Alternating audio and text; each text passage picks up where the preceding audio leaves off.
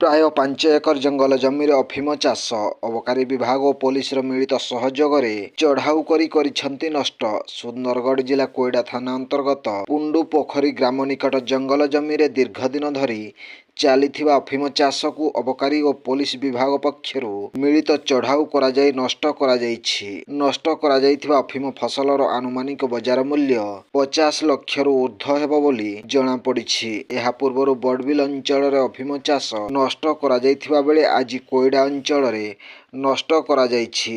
ଚାଷ ପଛରେ ଥିବା ନେଟୱାର୍କକୁ ଠାବ କରିବା ପାଇଁ ପୋଲିସ ବିସ୍ତୃତ ତଦନ୍ତ ଆରମ୍ଭ କରିଛି। ଅଧିକାରୀମାନେ ପ୍ରକାଶ କରିଛନ୍ତି ଯେ ଅଫିମ ମାଫିଆମାନେ ଫସଲ ଲଗାଇବା ପାଇଁ 5 ଏକରର ଜଙ୍ଗଲ ସଫା କରିଥିଲେ, କିନ୍ତୁ ବନ ବିଭାଗ କାହିଁକି ଜାଣିପାରିଲା ନାହିଁ ନା ବନ ବିଭାଗ ଓ ଅଫିମ ମାଫିଆଙ୍କ ମଧ୍ୟରେ କିଛି ଭିତିରି କଥା ରହିଛି, ତାହା ବହୁତ ବଡ଼ ପ୍ରଶ୍ନ। Bureau report, Janajagaran Odia. Video ଗୁଡ଼ିକ ଆପଣମାନଙ୍କୁ ଭଲ ଲାଗୁଥିଲେ ଆମ ଚ୍ୟାନେଲକୁ ସବସ୍କ୍ରାଇବ୍ କରିବା ସହ ଲାଇକ୍ ସେୟାର କରିବାକୁ ଭୁଲନ୍ତୁ ନାହିଁ।